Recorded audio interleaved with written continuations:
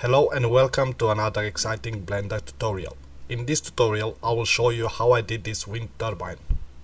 New project, A to select all, X to delete everything, Shift A, we're gonna add mesh circle, R, Y 90 degrees, and then Tab to go to edit mode, F to fill, we're gonna insert it a couple of times, I to insert, maybe more than a couple of times. So far so good. We're gonna put the proportional editing on, and then we're gonna go on this side, G on the X, and then we're gonna make it like a shield, just slightly bigger on the wheel on the mouse. All good, press A, and then G on the Y-axis, just outside the shield, the round circle that is from the proportional editing, and then we're gonna turn off the proportional editing. Tap to exit the edit mode, shade smooth, Control A, all transforms, Shift A, we're gonna add the empty, and then with the shield selected or the circle selected, we're gonna go to the modifiers, add a modifier, array modifier. I'm not gonna use the relative offset, we're gonna use the object offset. We're gonna put empty, let's give it a count of 5. And then if we move the empty, G on the Y, you can see that the array modifier is working. And then we're gonna scale it down a little bit, something like that. Maybe move it to GY axis a little bit more, something like this.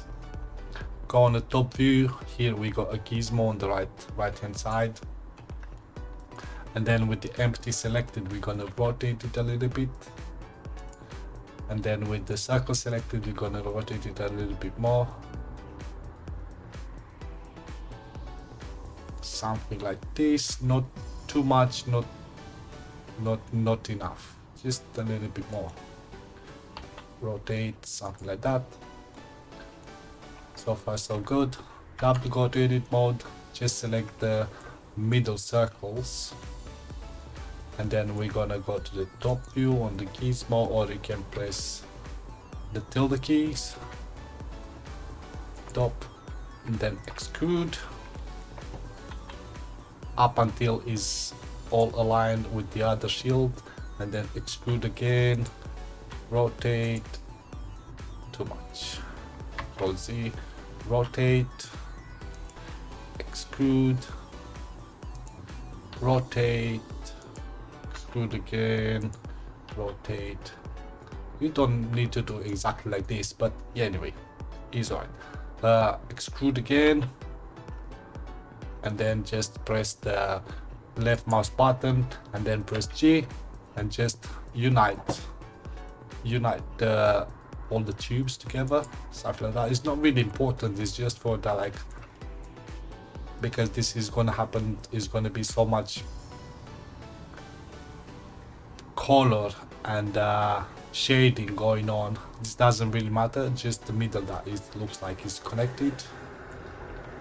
Then tap to go to the edit mode, select all these faces, F to fill, and then hovering over in between the circles, you're gonna press Ctrl R and just left mouse button, we're gonna bring it close, and then we got this bad boy. Gonna go to the array modifier, we're gonna apply it, gonna need to delete empty, X delete, select the circle, Ctrl A to apply all transforms. On the gizmo, go on the top view, or on the tilde key, top view,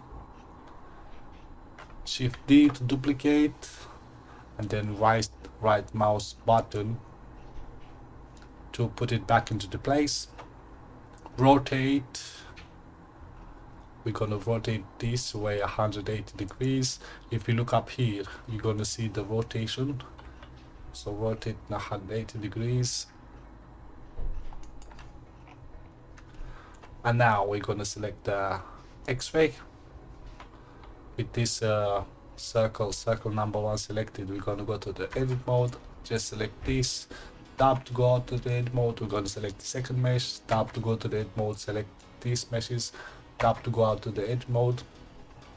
Let's go closer a little bit, tab, and then G, and we're gonna try to unite as good as possible these two meshes. So tab to go to edit mode, select the second mesh, tab to go in the edit mode. This face or whatever vertices will stay selected, G, and we're gonna put it not really perfect, but this will do. Okay, go out of the X-ray mode and tab mode with the second circle selected, Control A, all transform. Now select the second circle and we're gonna go to the object, join, and now this is one object. Go to the edit mode, is all one object. Go to the modifiers, array modifier. We're gonna, on the X factor we're gonna put 0, and then on the Z axis we're gonna put 1 for now. We're gonna play with it later. On the count it doesn't really matter how many is in there, because we're gonna play with it later. Control A to add a curve, circle, scale up until this doesn't matter either.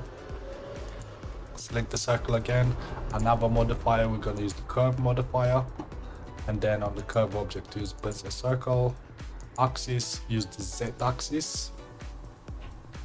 And now if we go to these properties, we can animate it on the X axis, no, on the Y, no, the Z, on the Z axis. We can animate it on the Z axis. I think it was like this. Anyway, maybe your one is different. Just try to find it out which axis is gonna actually rotate. So it's on this axis. Right, now select everything, rotate on the Y 90 degree, enter, and then if we play with this, it's not working. If we play with the X, it's not working. If we play with the Y, it's working. So you need to figure out which one is gonna work for you. Control Z, we can press here 0, and then on the Z axis it doesn't matter. So just find which axis works for you and then put it on the 0, X, yeah. Okay, now we can go back to the modifiers. We can play with the count, put a bigger space in between, something like that. So far so good. Now we're going to these object properties. We're going to rotate it this way. We go to the, so to make it as a loop, if you want to do it as a loop, we're going to put at the end as 240 frames. On the first frame we're going to the y-axis, going to put it 0 keyframe, and then we're going to skip to the end, skip 1 frame, and then we're going to put 360 plus 360, I'm not that good at math, 720 keyframe, and then we are having movement. And now you can take this and press G on the Z axis and bring it up, and then on the gizmo you can go on the minus, or if you haven't followed my steps, you can, if it goes the other way around, you can go on the Y or on the X axis, which one it makes you feel more comfortable with. I find it the minus X, and then with all selected I'm gonna rotate it until this space goes on the Z axis, and I'm gonna rotate it up till like something like this. Still have movement, everything is fine. Select the bezier circle, spacebar to play, spacebars to stop.